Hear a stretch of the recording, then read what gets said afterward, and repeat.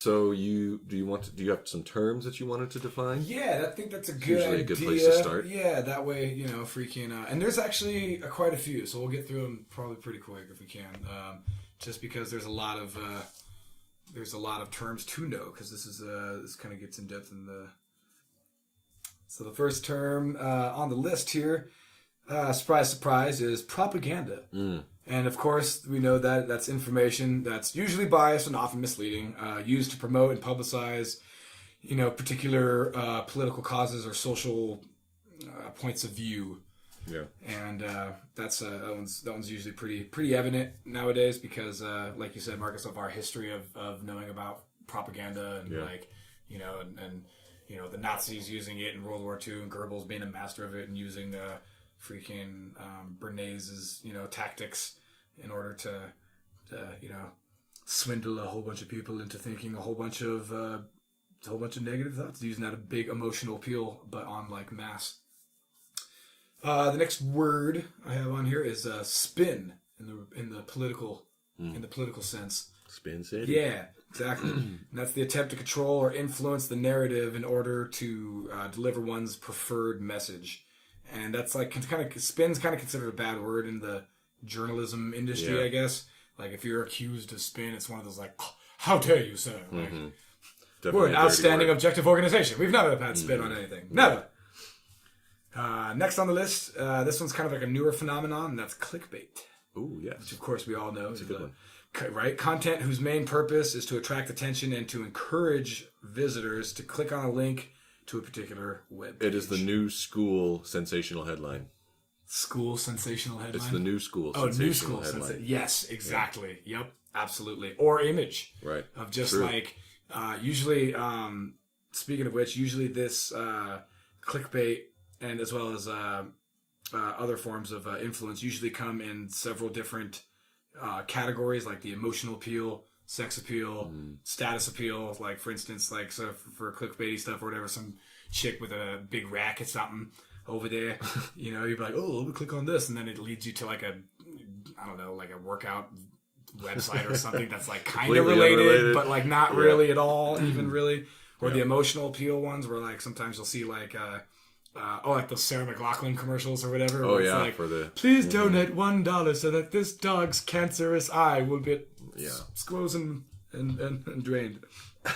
And then of course there's like like I mentioned earlier, like status appeal, which is like using Bernaysian subconscious tactics in order to attract a consumer to buy something so that they'll be liked better by their neighbors or their peers, or a car, or a suit, or a cologne or something. Yeah. Another good one is fluff. Oh. And that's media that is superficial or trivial. That's just your everyday entertainment that has nothing to do with anything, but they usually fill it in to our 24-hour news cycle because things are slow. Yeah, exactly. Yeah. Another good one is a puff piece. Now, depending on where you are in the world, it might mean different things. But here in the States, a puff piece is an article or a story in the media that is excessively complimentary about a person, product, or event. And it's sometimes sponsored by guaranteed product. All the time. Yeah. Just kissing the ass usually of the sponsor and stuff. And too. That's the thing, is a lot of times if you'll read an article online, you'll be like, it'll be talking about why something is scary and you should be afraid of it. But then at the end, it's like, well, here's what you can do about this. Yes. Only problem, $9.99. reaction, solution, dude. Yeah. Yep, exactly. It's like literal, like, they'll have whole, like, scientific sounding, like, articles where they're just, basically the final conclusion is, hey, you should buy more, like, potassium tablets or whatever whatever nonsense they're trying to sell. Right. Which is crazy because, that wasn't a thing before. Like, before you could... I mean, now you have to, like, read into it so far that, like, now sometimes in the first couple of sentences or first couple of paragraphs, you're like, dude, this is starting to sound like a paid fucking ad. Exactly. Another good one that I want to talk about is confirmation bias. Oh, good one. Yeah. Which, of course, is the tendency to interpret new evidence as further support of one's existing beliefs. Which is, so that case we made earlier is a perfect example of that. because you see just 2 seconds of that kid with the smug face. The kids. Yes. And that just reaffirms this instantly. It Yes. appeals right to your bias. And again, that's why I sent it to you, because it just, like, all these terms we're putting out, like, dude, every one of them so far has basically been associated with that story. Yeah. Propaganda, check. Spin, check. Clickbait in one form or another, check, with the emotional appeal. Right. Freaking, obviously it's not a puff piece or fluff or whatever. I mean, it could be fluff. It is freaking superficial and trivial. Right. You know what I mean? And a very good point that a person brought up that I didn't even really think about until, and bring it up until just now, but let's say, just for instance, that whole MAGA kid hat controversy thing was real. Okay. Was true. It happened exactly the way that the media said. Let's just for argument's sake, right? Is that news? Exactly.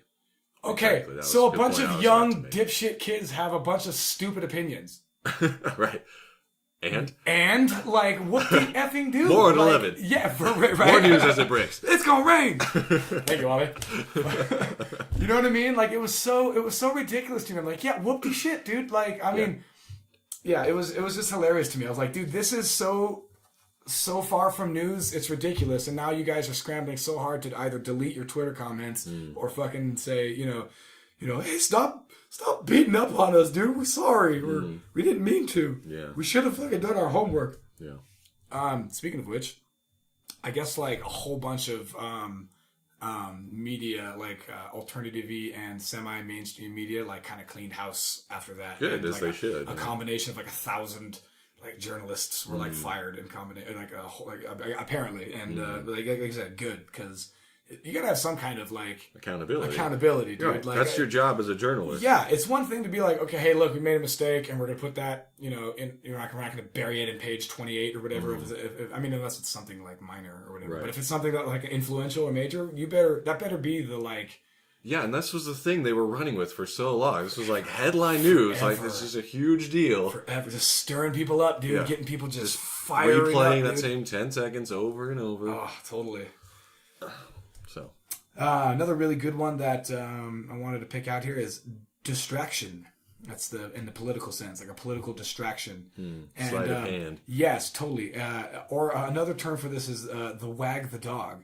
Have you heard of this movie, Marcus? No. It's from the late-ish 90s, 6 or 7, I believe.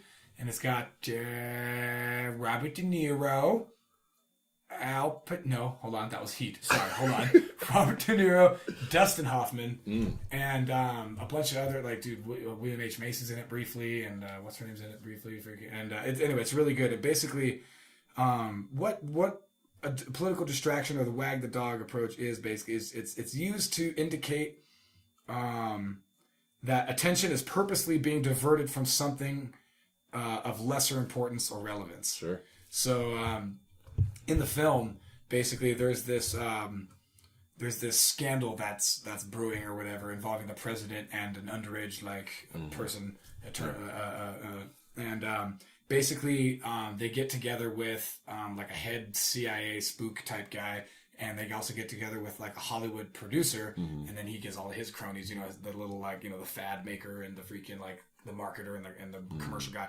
Anyway, and they get together and they create a fake war.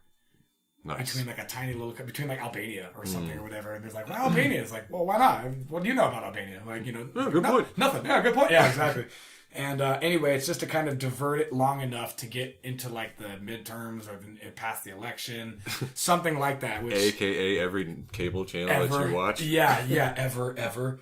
And so anyway, it's just it's a really good movie to watch. I highly recommend it, and it's highly entertaining. It reminds me of Dave, like that movie we mentioned in the last right. I think podcast. Where it has like a similar like feel of that '90s like everything's gonna be okay still coming out of that '80s cocaine. Yeah. Where everyone's like, oh, what's happening? That old 50s optimism. Yeah, exactly. It's coming back around. Oh, America used to be so great. Right. Which is but why it can be great again. I was going to say, I was just going to make that joke, dude. Which is why certain people have certain emotional appeal. Yeah, exactly. So the next one that's on the list is post-truth, or the post-truth era, which I fucking hate that term because it just shouldn't be, but apparently is. Post-truth is the circumstances in which objective facts are kind of less influential in shaping the public opinion than appeals to emotion or personal belief. So it's, your what feels right is more important than what you can objectively prove. Spoiler alert, we're in the post-truth era. Yeah, it's unfortunate. You better start believing in post-truth. You're in one.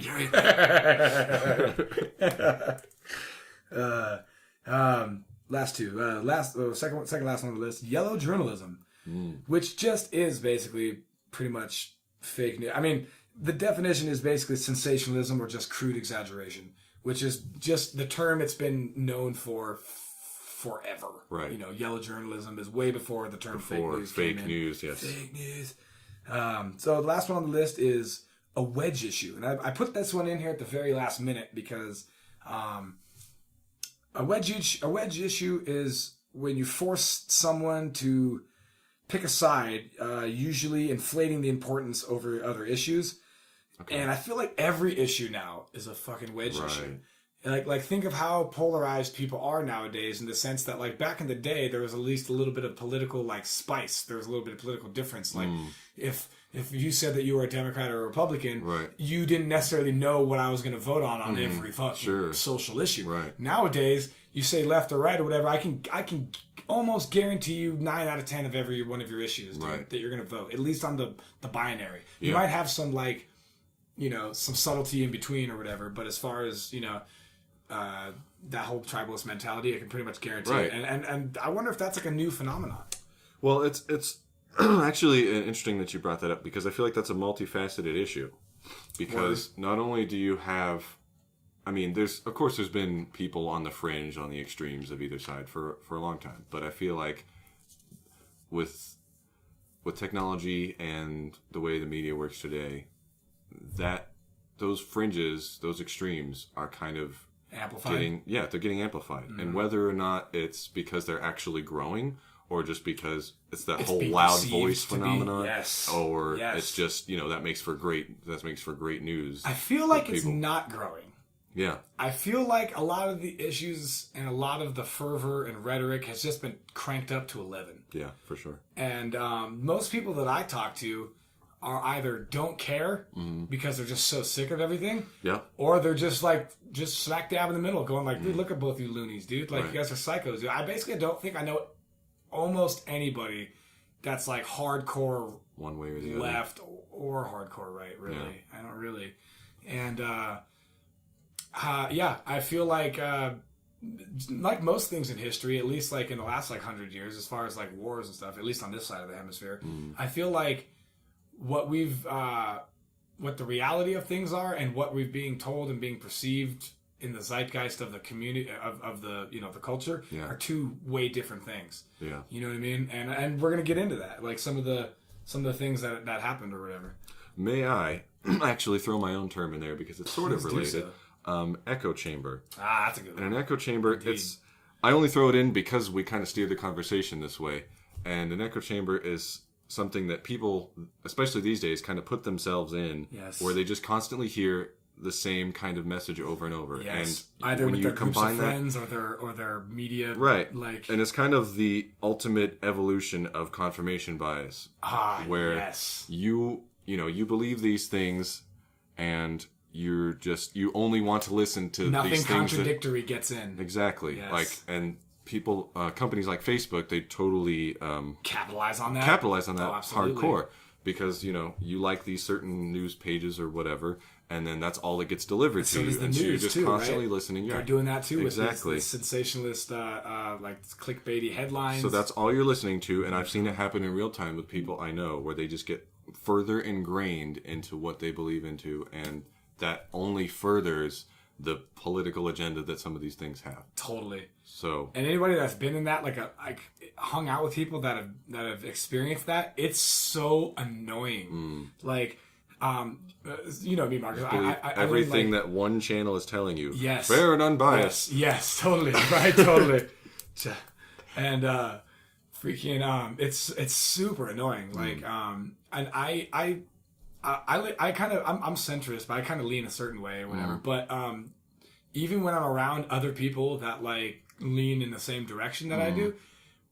Dude, if you can't change the topic of conversation by like item 3 of that thing that we're talking about, dude, I'm gonna start yawning, dude. Like, you know what I mean? Like, bro, you're beating a dead horse. Yeah, I get it, dude. Yeah. I absorb all this shit online already. I don't need you to like regurgitate all the shit that I just heard on fucking whatever I'm listening to or watching.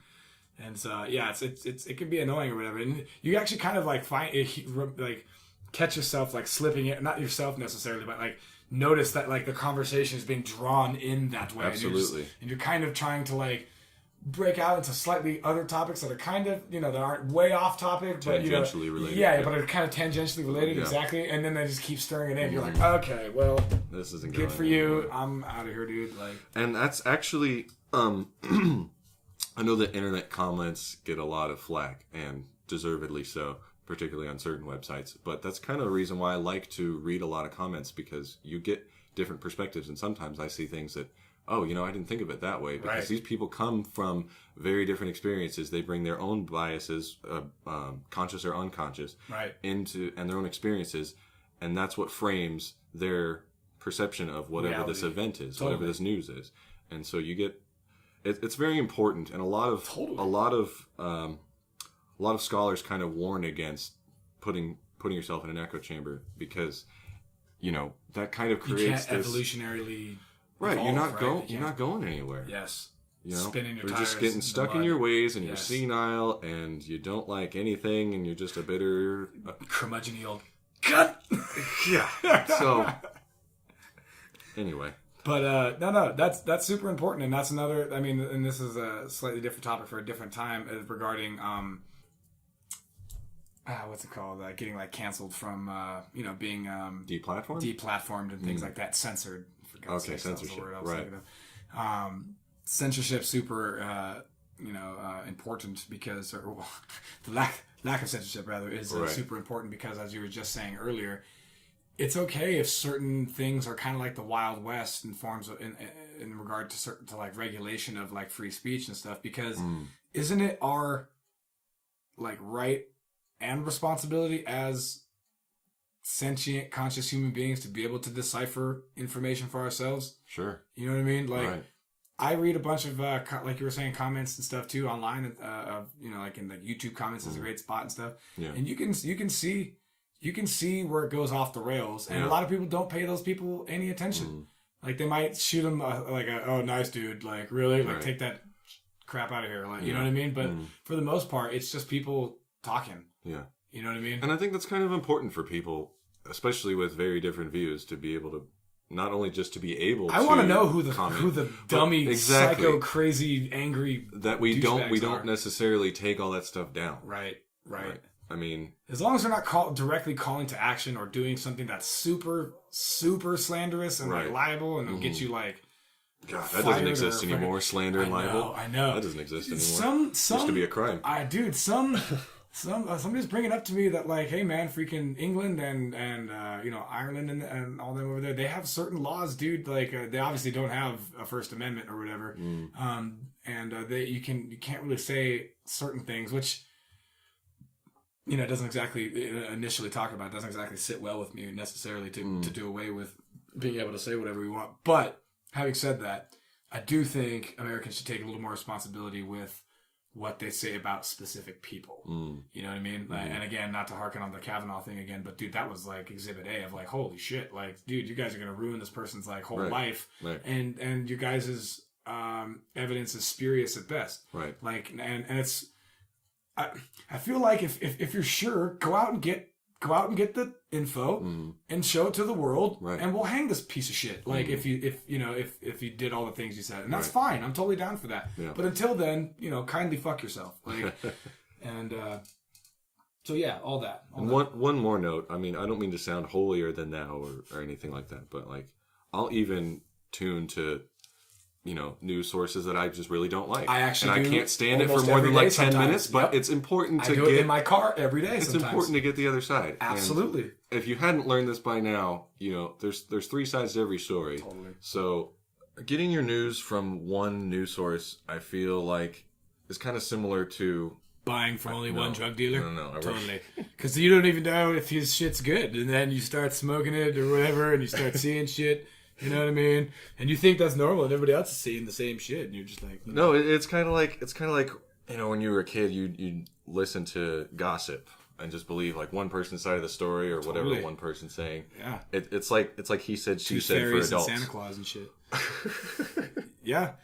Totally. And it's not, and what sucks is that you guys, whoever, will go to blows sometimes just for their like opinion that was not even formed. It was just given to you by the person or the network that you like to get into because echo chambers are pleasant. Right, exactly. And we were shown that super hardcore with the last election of 2016 or whatever, with like, it became like a comedy. Like if you had TV, you could just you put it on Fox and see what they're saying, and then you flip it over real quick to CNN and see what they're saying, and they're talking about the same fucking story, dude. Right. But they just have completely bipolar, very different sides. Yeah, completely 180 freaking views about it, and it's like it became like funny, like, and I actually am glad that all that shitstormery, just nonsense happened during that election, because it really pulled the veil back finally. For sure, for a lot of people. For a lot of people, dude, of saying like, dude, look, this is how dirty all this shit is. You know what I mean? And like, it's all interconnected. It's not. They're not separate. No, not at all, dude. And so, yeah, dude, it was smashed into the average people who weren't paying attention to his face super abruptly, and people were freaking out, and so they wanted. They wanted it to be fixed or whatever. They wanted to go back to the days of like Walter Cronkite and fucking, Dan Rather or whoever going like, sit back, America, everything's going to be just fine. I'm in control now. Yeah, exactly. Go back to sleep, America. Your government's in control. And just as a last little tidbit, I don't know where we can throw this necessarily. But Dictionary.com's annual word of the year for 2018 was, coincidentally, misinformation.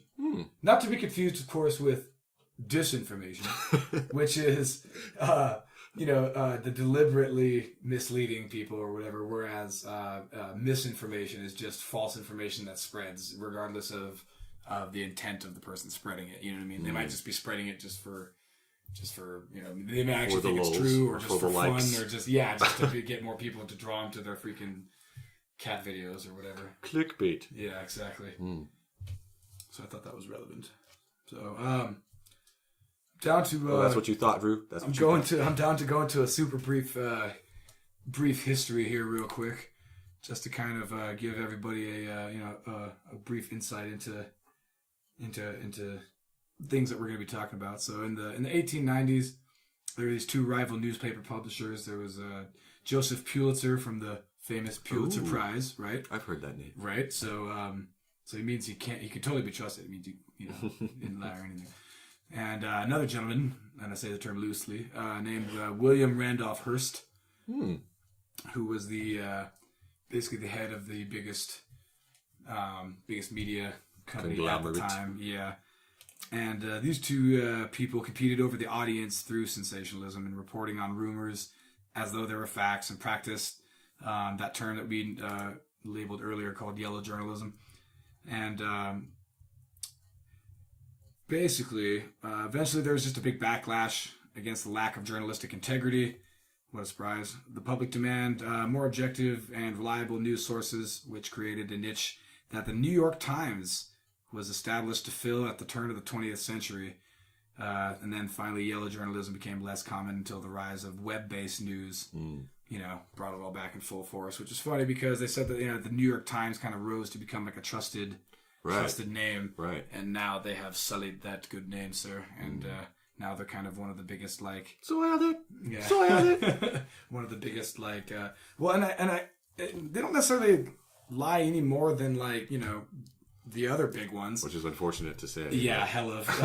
But I just feel like if you're a really big name, you get more flack. You're a bigger target, dude. You should be more on the ball. Yeah, you know what I mean. And you weren't, so you got lots of flack. The narrative that we were talking about earlier comes in several vehicles.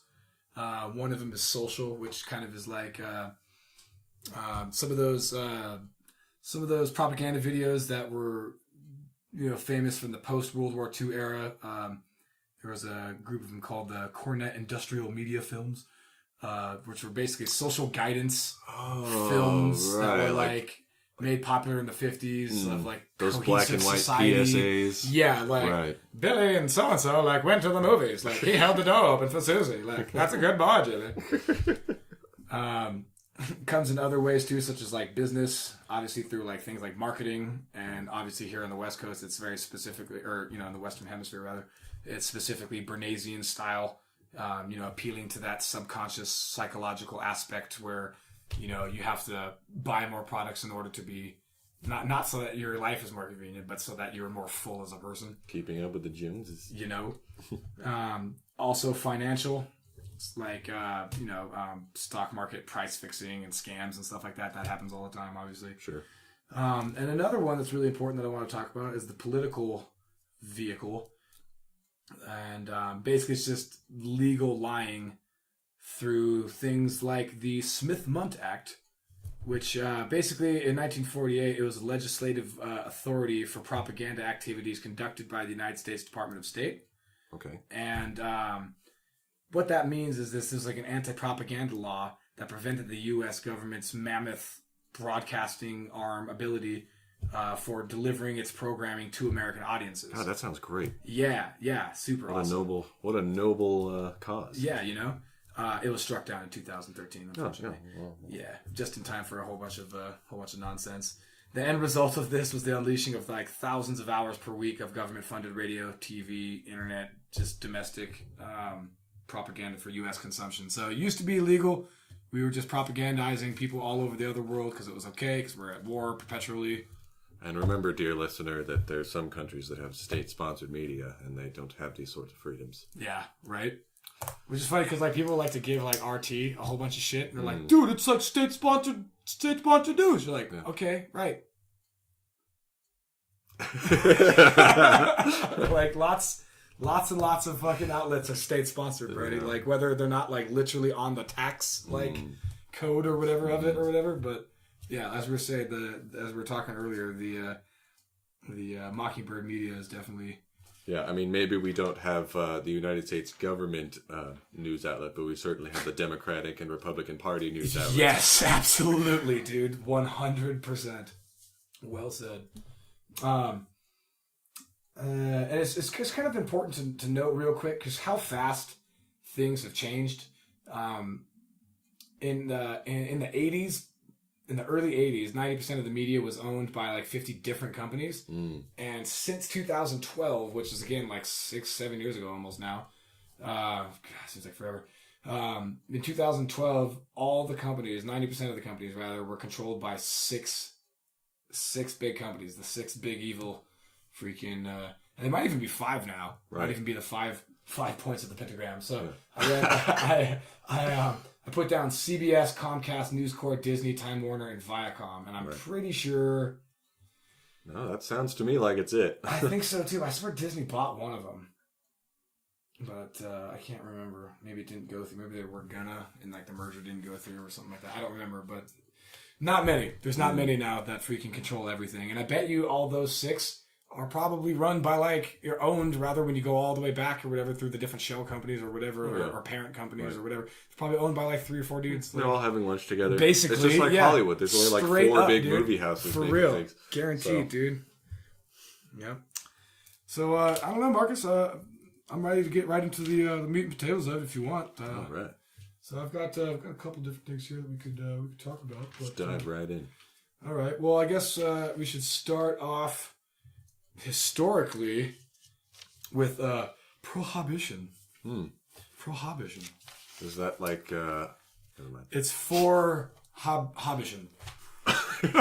Oh, okay. That's Latin for Habition. Is this like the Fellowship? You guys hopefully should know that it basically took place in the 1920s to the 30s, early 30s, where it was like a nationwide constitutional ban on the production, importation, transportation of and sale, obviously, of alcoholic beverages. A constitutional ban. So yeah, they had I think it was the 18th Amendment. Right. Was they had to change that shit because it was they had to go all the way to the Constitution rather to change it because it was so so unpopular and so overreaching that they needed to go like all the way back to something that was, going to be strong enough to wield over the whole nation. Yep. Yeah. So what happened basically was a bunch of advocacy groups created that were claiming to be against alcohol for moral reasons. These included, the Temperance League and the Anti-Saloon League. And they used like fear and, religious appeal and applied political pressure in order to get their local and state, legislators to shape up. And they just were getting everybody to freak out, going like, oh, everybody's drinking and being immoral and sleeping on wives and beating people up. And this is not what God would want. Right. And behind this this logistical command, behind juggling all these different groups and stuff, was a gentleman known as Wayne Bindell Wheeler, and we're gonna learn about a little more about him a little bit later, or not really about him anymore, but about a good buddy of his, good important buddy of his. So basically, after Prohibition began, we started focusing on drugs with such cultural phenomenons like Reefer Madness, movie that was made in 36, I believe, and and then later brought us the War on Drugs in 71. Thank you very much, Richard Nixon. Thank you. It was actually a UN agenda, but he just he adopted it because he wanted to look tough on hippies, I guess. He did not like those hippies. Yeah.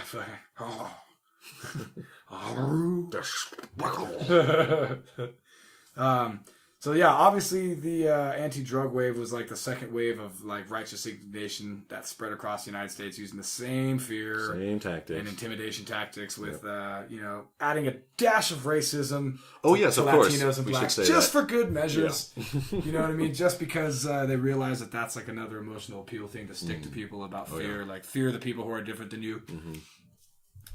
All these, massive cultural changes would have gone completely like unnoticed and totally by the wayside if certain people hadn't kind of dug a little bit deeper into it and didn't just accept what had happened as like an organic, natural thing that happened. You know what I mean? Because obviously organic things happen all the time. Like, human beings just do things and then shit happens. That's obvious. But when certain people benefit hardcore from it, sometimes you can go back and be like, holy crap, did these people try to influence it to end up this way? It was engineered. Yeah, and that's kind of what it seems to happen with both of these movements, the anti-alcohol and anti-drug campaigns, dude, for both of them. And it both seems to kind of go back to the same spot. And that's basically, what we had here was a combination of the media teaming up with big petrochemical conglomerates. Mm. And to manipulate and monopolize the market. Sure. Well, manipulate the social fabric to monopolize the market. Right. So companies like DuPont and Standard Oil, Rockefeller obviously being the head of that. Companies like Goodyear, the tire company. Goodyear, the tire company? Yeah, dude. All basically got together and with people like William Randolph Hearst, the guy I told you about earlier, was the largest newspaper and media company owner. Basically, it's the movie Citizen Kane was based on. Right. They got together to get rid of ethanol, basically, because if you wanted to be able to pull gas and oil, or crude oil rather, out of the ground and refine it and do all this stuff to it, you're gonna have to go through Standard Oil and Rockefeller's company or whatever. But if you use ethanol, you don't need any dipshit with freaking a green what are those things a compost bin can. I mean, it's probably more difficult than that, or whatever. Right. But it's not nearly as complicated. Not even kind of. Oil. Not even kind of. Right. Yeah. Anything that ferments, I guess, can be used for and I guess even Ford was like, I'm making all these gangster like ethanol cars and everything's awesome and everything, but. Who killed the ethanol car? Right, way before that documentary. And it's still happening with things like all kinds of other alternative energies. Yep, absolutely.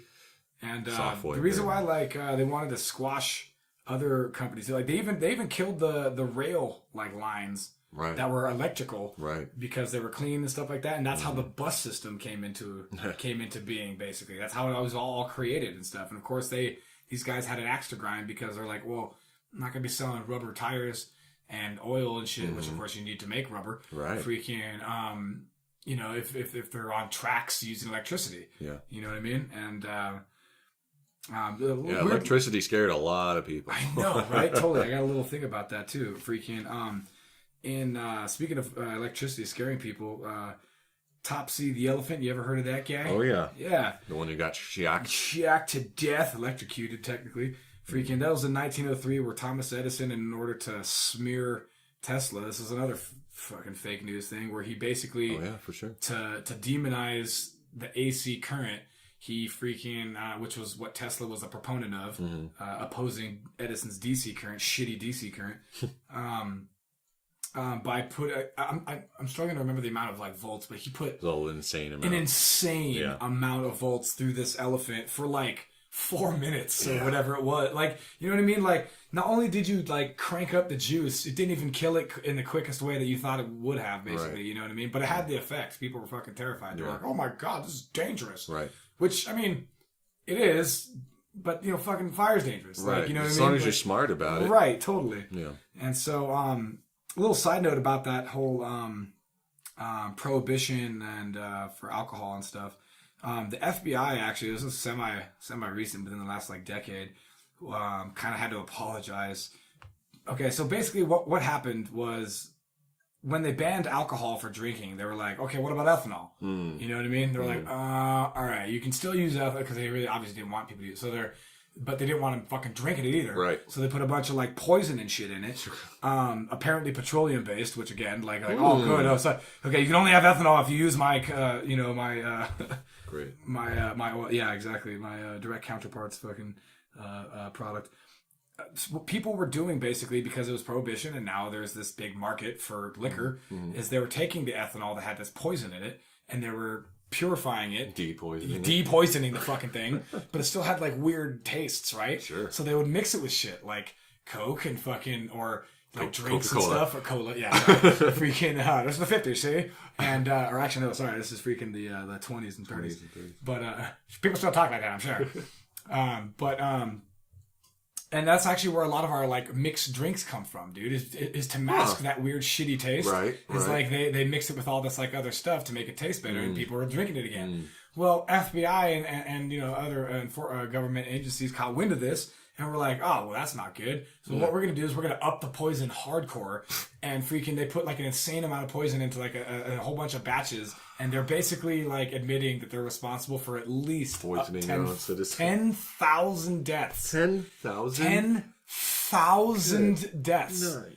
And like this other dude had it like estimated at way higher, but obviously like the FBI's not going anywhere fucking near that number. Like they're like, just this. It's like the Tuskegee experiments. They're like, well, we're just gonna admit to this, and that's it, just this little bit, and that's all, and everybody else can fuck off. But I always thought that was super interesting, dude, because a lot of people think that it was like a moral, like America just for some reason had this moral fucking shit on its we're shoulders. Suddenly stop doing these things. Yeah, for real. So much so that like we're gonna ignore the rampant crime now and the rampant murder rate and shit, and the fact that we turned alcohol into like right where the own government's poisoning people in order to give them this like moral, you know, or like self-righteousness. Like fuck off, like. Yeah, prohibition didn't cause any kind of problems. Right? And so like I was saying earlier, freaking that Wayne Bidwell Wheeler guy, who basically organized all those anti-liquor campaigns with the Anti-Saloon League and the Temperance League. Yeah, best buddies with fucking Mr. Rockefeller. Of course. No conflict of interest there, obviously. Never. The next one I got on the list is the Gulf of Tonkinlai. Yes, that's a big one. Now, Marcus, did you know about this before I freaking slam this down? Honestly, no, and I'm very surprised because a lot of shit happened because of the Vietnam War. Yeah, the Vietnam War, like that's an understatement of the year. But the Vietnam War, that's the first war America lost. Right, that one was a tie. That was a right tie. We didn't lose that one. It was a fucking tie. Vietnam changed so much about the fabric of our country. Yeah, and a lot of firsts. Right, a lot of firsts. Right. Like culturally and militarily and like everything. Tons of firsts. And as you'll draft dodging and shit. Right. And as you're going to get into it, it was a big reason we got into it was predicated on a lie. Yeah. So big fucking controversy again. So Gulf of Tonkin basically is located in Vietnam. This is between the war, this is through the War of 1964-73, where basically an intelligence vessel called the USS Maddox was being used to aid South Vietnamese like strikes and raids and stuff. Yeah. It was probably in all reality, it's probably also used for what's it called, black op, fucking running. It's definitely possible. Running operations in there, I'm sure. So the event basically took place on 2 different days, apparently, August 2nd and 4th of 64, where 2 small skirmishes involving enemy torpedo boats attacked the ship. North Vietnamese. Yeah, my apologies. LBJ basically, after that, sought congressional approval for the Gulf of Tonkin Resolution, which gave the United States military the congressional approval for retaliatory airstrikes. Right, without declaring war. Exactly. Although it would quickly lead us into full-scale military involvement lasting almost a decade. And so for this to pass, Congress obviously was presented with this doctored enemy transmission from the August 2nd skirmish, not from the August 4th skirmish, because it turns out August 4th skirmish didn't actually happen. There wasn't even anything that happened, really. And the media basically, when they heard about all this, they just ran with it. They were sympathetic to the Johnson administration. The New York Times, again, like we were talking about earlier, trusted New York Times, proudly reported that, Johnson addressed the nation with somber facts that we're going to, basically shred to shit here in 2 seconds. So a gentleman named James Stockdale, who's a United States aircraft pilot and Medal of Honor recipient, by the way, he was a witness to the second attack, or non-second attack, and he was quoted in saying, quote, "Our destroyers were just shooting at phantom targets. There were no torpedo boats there. There was nothing there but black water and American firepower," end quote. But again, freaking nobody in the media bothered to interview this fucking guy. And, unfortunately, flash 30 years later, 2001, historian Robert Hancock analyzes and interprets the Vietnamese reports, and he concluded that none of them confirmed any of the attack on the Maddox. I suppose one could argue that, the North Vietnamese didn't keep the best books or transmission reports or whatever you want to say. I guess that's here or there. I guess you could totally say that. But, right. But then, in 2003, Robert McNamara, who was LBJ's Secretary of Defense, admits that it never happened. And that's pretty crazy, because that's so long. It's so long. After all this shit happened people lost their lives. Yeah. And they actually I heard the report just a little while ago, that they just are recognizing that Agent Orange was even used? Was causes the health defects or whatever. And it's like, oh, great. You waited till all those poor fuckers are dead, and you're like, okay, it's a thing, and you can now receive. Now that I'm on my deathbed, medical fucking. Now that I'm on my deathbed, I'm going to admit all these horrible fucking things that I did in my life, and all these people that are affected. Yeah, it's. And now I have a clean conscience, and I'm going to go to heaven. And now I'm fine. Yeah, now I can walk through the gates, no harm, no foul.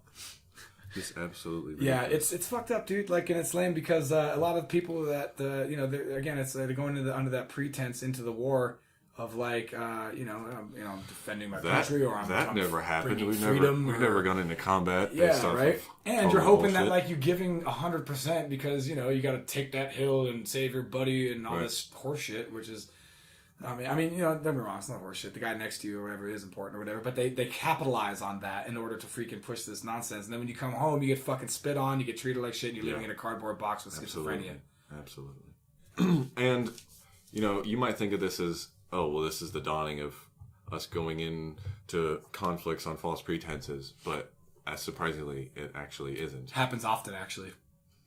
One could argue. Because I only learned about this recently, but back in the World War I days, when the ones days, right? There was a commercial, quote unquote, a commercial liner, a big ass Titanic-esque. I was just gonna say Titanic-esque ship that that was kind of traveling transatlantic. Right, it was traveling between America and Britain. That was kind of its regular route or whatever, and it was blown up by some German boats and U-boats.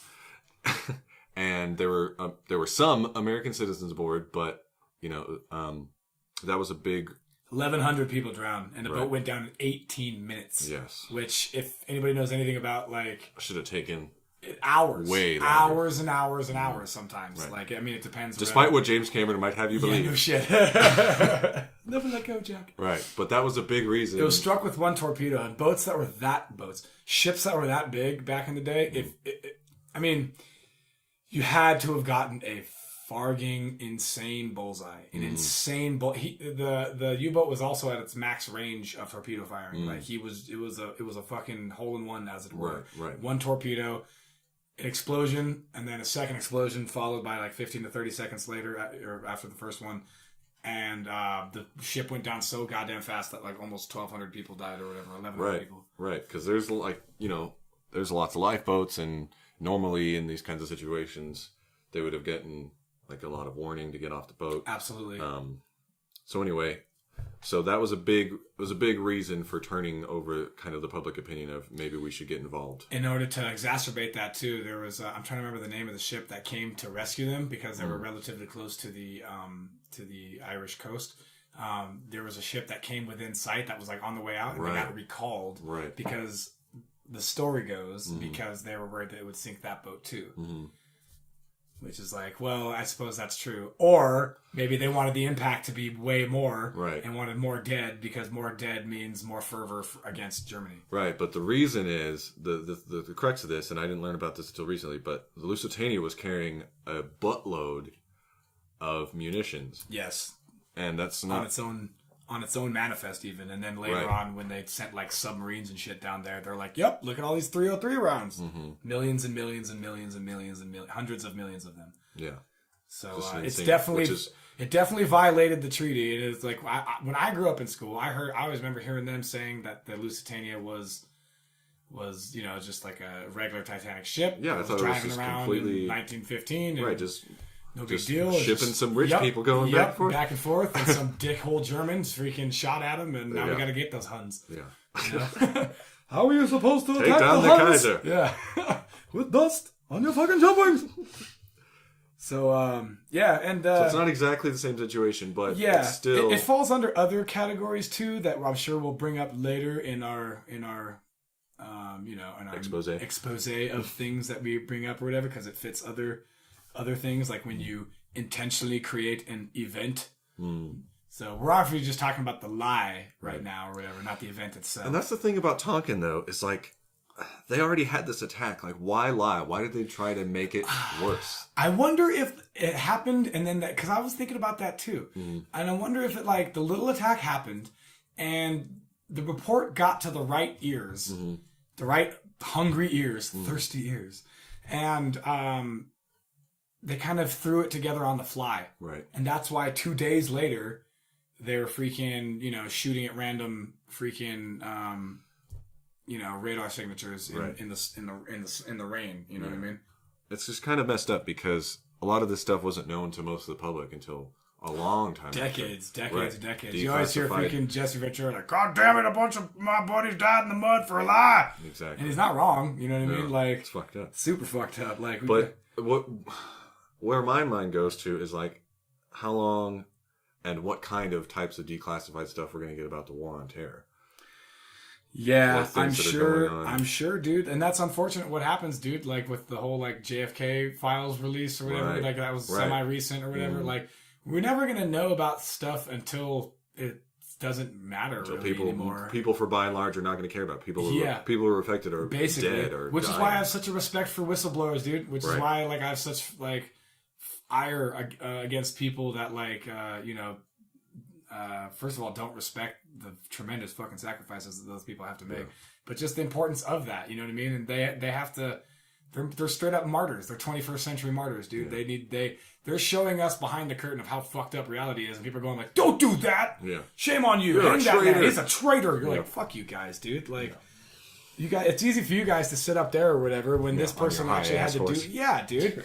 Like, you know what they did to, behind your keyboard? Bradley Manning, or I gotta call it her Chelsea now, but whatever. You know what Manning did, Chelsea dude? Like Manning. They freaking put them in a like solitary confinement and shit for like months and months and months afterward, dude. They wouldn't let them talk to anybody, dude. Like, yeah, that shit would drive you crazy, dude. And like all because what? Because they showed you how like you guys were breaking your own fucking rules. Exactly. Like, okay.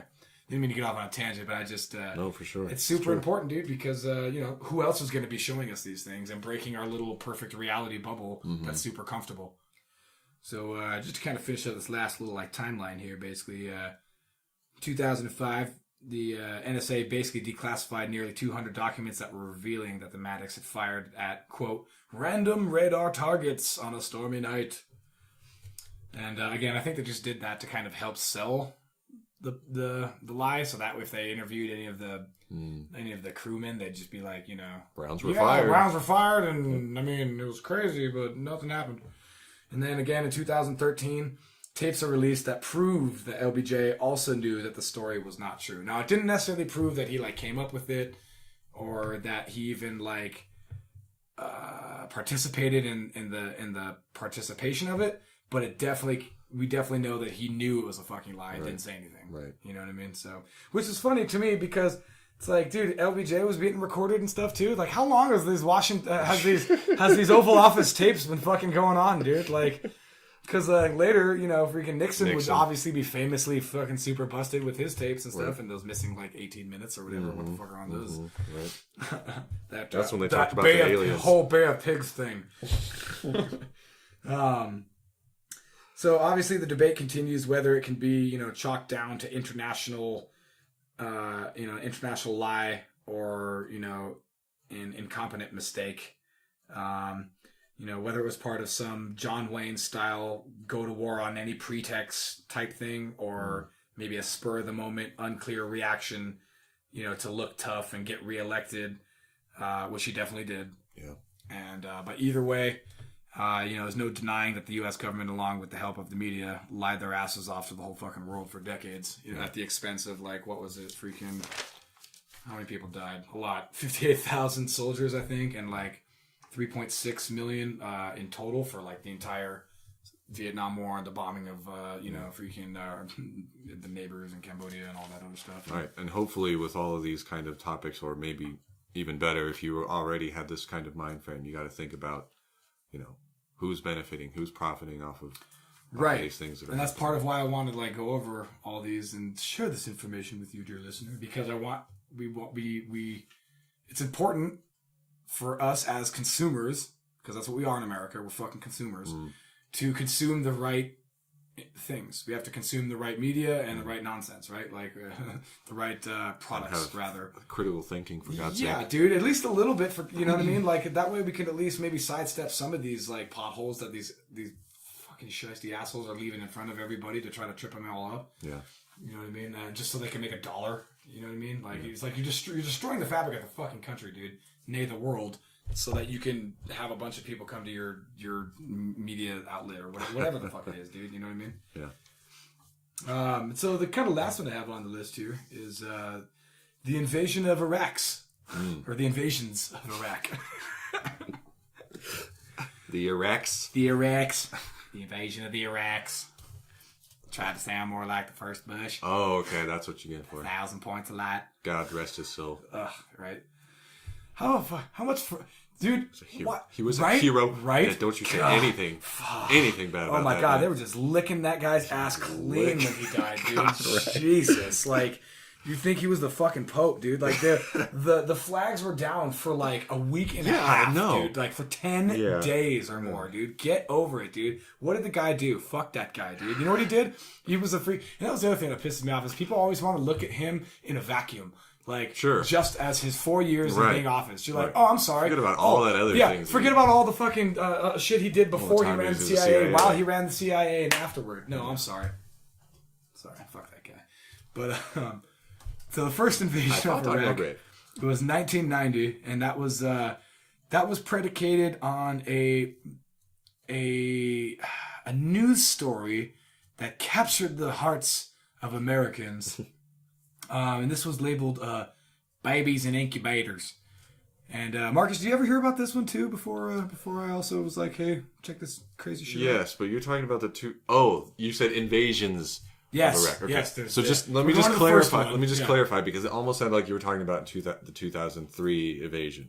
So you're talking about the Gulf War. Yes. Right. Yes. And actually, this is a thing I didn't hear about either. until recently. Really? Yeah. See, I heard about this, but I actually didn't realize that it was as bad as it was, and I'll explain in a second. So, an alleged incident that was witnessed by a 15-year-old Kuwaiti girl, where when Iraq invaded Kuwait, obviously in 1990, where she witnessed that Iraqi soldiers forcibly removed babies from their incubators and, quote, left the babies to die on the cold floor, end quote. Obviously, this emotional testimony was given in front of U.S. Congress's Human Rights Caucus, and it was, plastered all over C-SPAN and all the major news outlets. And it was given by a young woman named Naira Sabah.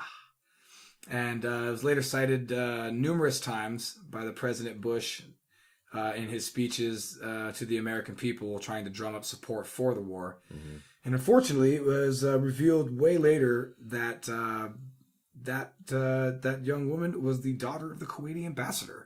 Uh-oh. Which wouldn't be necessarily a big deal if they would have said something ahead of time and didn't portray all this stuff that also later turned out to be complete nonsense. And thankfully, complete nonsense, because obviously nobody wants dead babies. Mm-hmm. It's no good.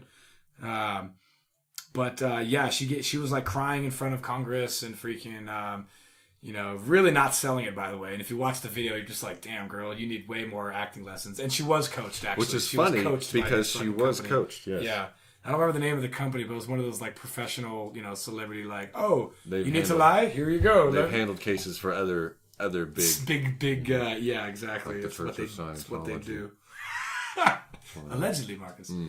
I don't want Xenu coming in here taking us away to whatever on his things that look like DC-8s. And let me make a point, because apparently her story was this incubator thing was like focus tested just to get the maximum emotional appeal. Oh, it was focus tested beforehand? Right. Oh, Jesus. Like, which of these stories do you think we should go with for this fucking... How do none of those focus test group people come out later and be like, exactly. I was in on that. Yeah, I'm pretty sure really I was weird in dark on that. room. Yeah. They kept asking us what was worse, like dogs eating like children or, the baby, So we picked the babies and we figured that was the worst one. Yeah. Yeah, pretty much horseshit, dude. It's completely political theater. And because of that, 100,000 Iraqi troops died. And 300,000 were wounded. Yeah. And but we got them terrorists. That's exactly what I was going to say. America wins. And just, first Bush won. Like LBJ, had to fight that whole fucking wimp factor. You know what I mean? Again, the media, like, portraying certain thing that is or isn't true or whatever, but, portraying it in a certain way or whatever. You're calling these guys wimps, and now their egos are so fucking fragile that they have to, like, go to war with a bunch of, like... What are you going to do about it? Yeah. What are you going to do about it? I'll show you. Yeah. And so the last on the list is... the second invasion of Iraq. Iraq 2. Iraq harder. This time, it's personal. Iraq, pig in the city. Wait, that was that's different, sorry. And this was the Iraq war that went on from 2003, as you were saying earlier, all the way to 2010. Thank you very much, every fucking buddy. Bush, wait. We went into Iraq because they bombed the Twin Towers, right? Right. Oh, wait. No. Saudi Arabia. No. 15 of the hijack. Wait. We're still alive after. To be continued. Yes, exactly. Passports. So everybody that was kind of alive during this time, this was obviously a big deal. Like, Marcus, obviously you remember. I remember watching the TV. I'd never seen anything like Shock and Awe. Yeah, it's fucking crazy. They were just live. Yeah. We're gonna show us bombing the fuck out of this city. And it was like, it was nighttime, but it was light out. Right. Because there was so much destruction being wrought on freaking ancient Babylon, basically. Yeah. So yeah, this whole shenanigans brought us such memes as WMDs, weapons of mass destruction, and Hans Bricks coming into to inspect. Is like a weapons. It was like a UN weapons inspector, right? And there was a big hullabaloo that he wouldn't freaking be let in, and let him in, and he didn't see anything, and then we didn't trust him, and then all this whole nonsense, and then there was this talks about yellow cake uranium from fucking Africa probably, and now we're gonna get that whole continent fucking involved. They have yellow cake. Yellow, you understand me? And of course, the infamous fucking tag may be linked to Al Qaeda. And so. Mission accomplished. Yeah. Remember when he got in that kind of flight suit and stuff, dude? What a butt fuck. Like, talk about puff pieces, dude. Like, there you go. Good example. Right? Yeah. Okay, so can we do Mission something where, like, maybe I'll just fly in. We're going to stay there for another few years. And I can, like, hop out. And, maybe, like, the Top Gun theme song could be playing when I'm, like, coming out of the... no, we can't do that? All right. Well, all right, fine. That's fine. So these things, these lies, these absolute fucking lies were basically promulgated by certain members in the Bush administration. Testimony from people like Colin Powell, fell on his sword, fucking, because he's a good soldier, who was the national security advisor, who, frankly, if he hadn't have done that and hadn't have totally fucking blown his credibility, I think would have been a way better candidate for the quote unquote like first black president or whatever. True. I really admired fucking Colin Powell. I think he had some good shit. Some other things I didn't really like too, but nobody's perfect. Also testimony from Condoleezza Rice, who was the Secretary of State, saying all kinds of crazy shit. And another guy who's been in the news a whole bunch lately, Robert Mueller, FBI director at the time. That? Yeah, he's been around, freaking overseeing all kinds of FBI shenanigans and what's it called, scandals and whatnot. Basically, in October of 2002, Bush said that Saddam Hussein had a quote massive stockpile of biological weapons. But as CIA Director George Tenet noted in early 2004 that the CIA had informed policymakers they had no specific information of the types and quantities of weapons, agents, of targets, and stockpiles of Baghdad's disposal. So this massive stockpile quote was completely just made up, and basically it's just like selling those points. Are balls. Yeah, it's just selling points to kind of get your point across. Which, dude, if you're the president, you can't really do that. You know what I mean? Which is certain somebody is doing that a lot lately. And then, of course, this was followed up by a whole bunch of other lies, such as Bush saying, like, we do not know whether or not Iraq has a nuclear weapon, which, of course, is nonsense. A nuclear weapon. Yeah. Meanwhile, we have, like, tons and tons and tons of them. Not only that, but there's other countries developing weapons programs, and, never mind. That's all I'm going to say. Certain other countries, all these other countries. So I mentioned some testimony from Condoleezza Rice in September of 2002. So remember, this is all on the back of the momentum of the Afghan invasion. Right. After September 11th and stuff. We, when I say we, I mean the Bush administration basically just wanted to keep this momentum up. Mm-hmm. And they were willing to kind of grasp at straws and straight up lie and find any stupid little thing they could do in order to achieve that, basically. Right. Because you can't find the man hiding in the hills. Right, dude. Ridiculous. Think people in caves have the ability to do this? So Condoleezza Rice claimed that aluminum tubes purchased by Iraq were, quote, only really suited for nuclear weapons programs, end quote. That was precisely the opposite, though, of what the nuclear experts at the Energy Department said. They were actually saying... they argued that it's actually very possible and, in fact, likely that the tubes were for non-nuclear purposes. They just wanted Pringles, man. Yeah. You know how expensive Pringles are in Iraq? You can't really make them without a cylinder. I mean, you make some fucking Pringles without a cylinder, bro. It's hard to do. Matter of fact, they said they were only really suited for... the fact that she said they're only really suited for nuclear weapons was absolutely fucking false.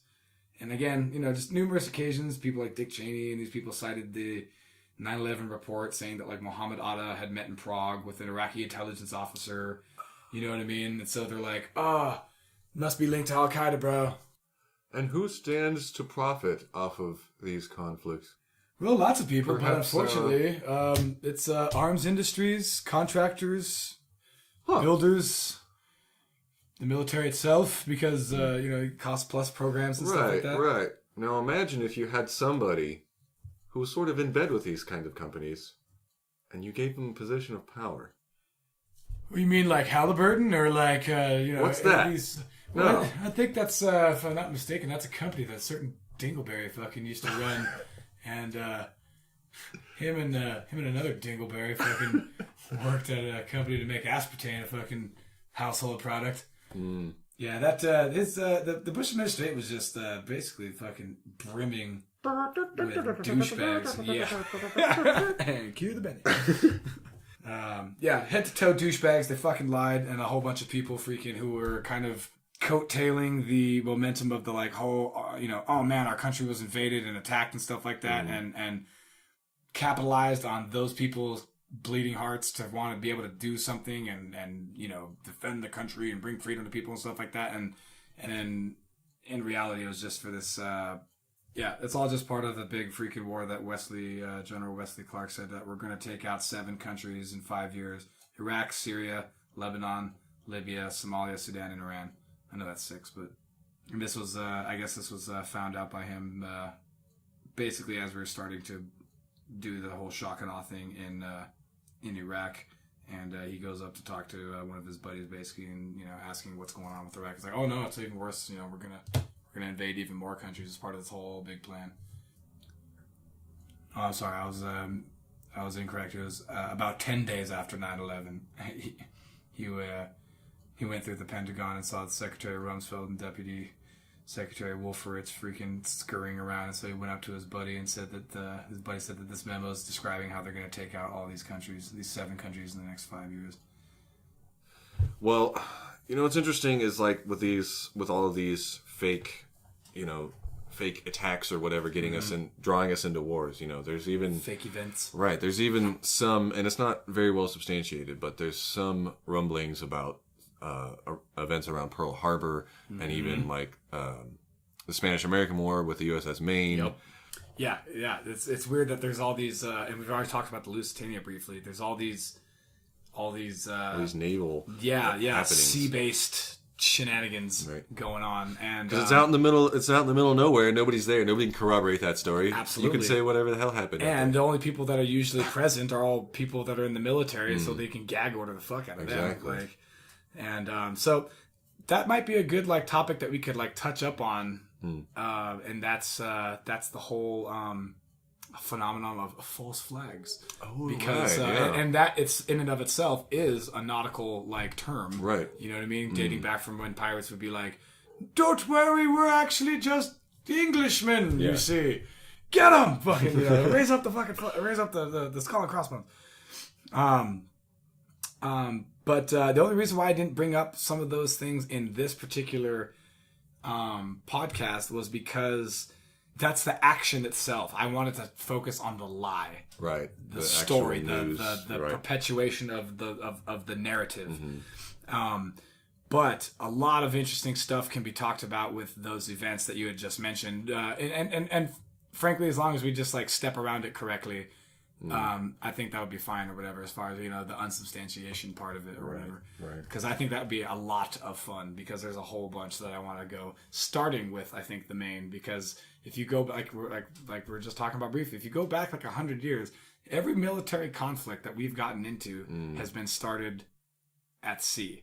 So obviously the Revolutionary War, I can't speak for that one. Right. Civil War, I can't speak for that one. But everything after that. Yeah. So the Spanish-American War with the Maine, freaking, we had Lusitania with the freaking, 1915 with World War One. We had Pearl Harbor with World War Two. We had freaking the Gulf of Tonkin with Vietnam. Right. And the last one would be the War on Terror, which was the attack of the USS Cole. Right. It was, and if people remember that story was, and again, this is my memory, trying to recall this. It's a long ass time ago. If I remember correctly, it was a little tiny little boat with with explosives on it or whatever that like rammed into the USS Cole. And so to me, that sounds like a fucking Special Forces Zodiac boat with some fucking C4 on the end of that shit, or a drone autopilot, or something. Yeah, exactly. The remote control. Boom. Oh, shit. Who was it? It must have been Al-Qaeda. Darn. Fucking guys, even though they're training on monkey bars and shit. Guess dude, we're going to have to buy a new boat. Yeah, for real. Oh, darn.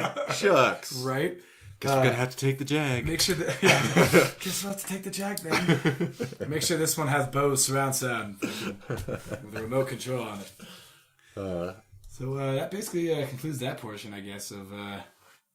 I guess there was more in there than I thought. I thought it was going to be way short, but even in those three little, like, segments or whatever that we discussed, whatever, there's a lot in there. And we didn't even touch other things or whatever, like the Russian election hacking stuff, memes, or the 2016 campaign stats where if you go back in time, Hillary is supposed to be one at 98% or whatever was like some of the mainstream media people were giving out. And, but all these things, we can go back forever. So I only wanted to focus on a handful of things just to kind of keep people on their toes and realize you got to be more smarter than ever, bear. dude. Yeah. more aware than ever. Thank you. And frankly, even if you like really try to dissect as much as you possibly can, it's a lot of fucking work, dude, to be brutally honest. Like, if you really want to have an objective opinion and stuff and not succumb to the easy, tranquil fucking echo chamber type shit of like, don't worry, everything's awesome. Yeah. It's a lot of hard work, and I totally understand why some people are like, I could give a fuck less. Like, I don't even care. Like, I don't even want to keep up with all the nonsense. It sounds like a lot of work, and it is. And even with all that discernment, just drinking stuff, from a fire hose these days. Yeah, for fucking real, dude. It's like, I wonder what this is about. And that's what it is, dude. Like, and so that's how you should approach it. Is when you're going to get yourself some news, just press your lips up to it a little bit. Don't open your whole mouth and open your whole gullet and let all that fake news come down your gob. And then another thing too, and I don't necessarily know if we want to put this in here or not, but there's something else that I totally spaced on before. That was at least relevant to the United States or whatever, and the whole social development of it. And that was the whole, like, Emmett Till thing. That super jacked up story. Right. What about it? Later, the lady freaking, victim said that she freaking actually made the fucking whole thing up, dude. Like, that is, like, the most horrible thing you could say, basically. That's so jacked up, dude, for what happened to that kid. Like, at first, when I was hearing the story or whatever, I'm like, oh my God, like, they lied about what happened to the kid. Oh, well, good. Like, oh, okay, so he's not like dead then, huh? Or whatever. No, that's not not the lie. Unfortunately, no, unfortunately, it wasn't that, and though it made it even worse. Basically, the thing that happened for no fucking reason. As petty as the initial reason was.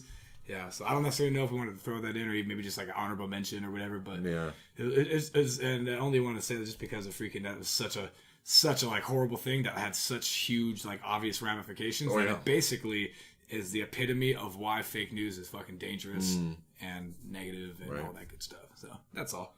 No, wasn't there something where maybe it was like a comedian or something? Somebody was talking about it. It was like the victim or whatever. Yeah, but they were actually like, well, it is as fucked up as it is. It's kind of a good thing that she did lie, just because it progressed us forward. Obviously through shitty means, but like the.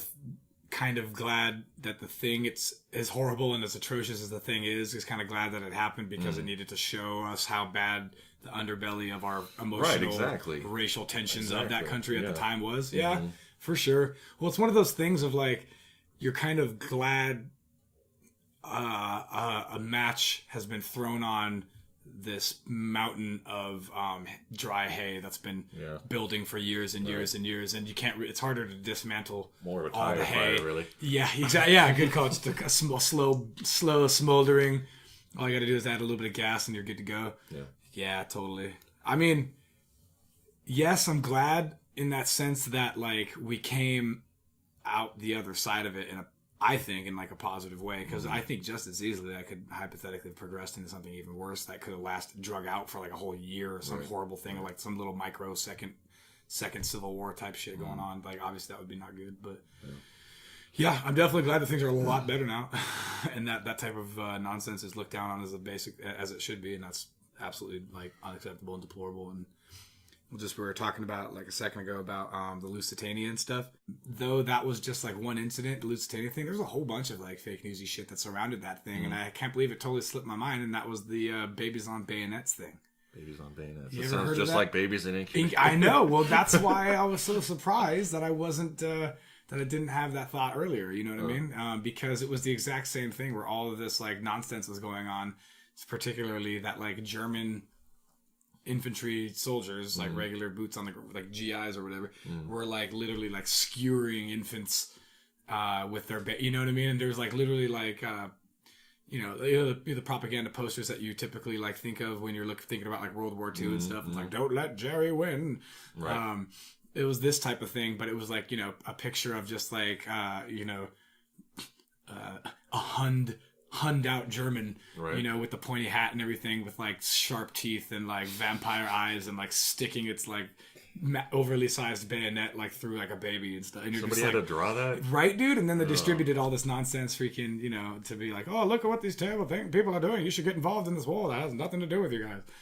And so anyway, that was just a part of the thing I wanted to kind of throw in there because I totally forgot about that, and it rang so perfectly with the whole babies and incubators thing. It's like the exact same strategy, just kind of updated to today's, like, and obviously they couldn't have like a super like insensitive poster like drawn or whatever. They just had that ambassador's daughter just on TV. That was like the same concept, you know what I mean? Yeah. So I thought that was interesting. So I guess with that last little bit of soapbox poetry, this concludes phase 2. Phase 2.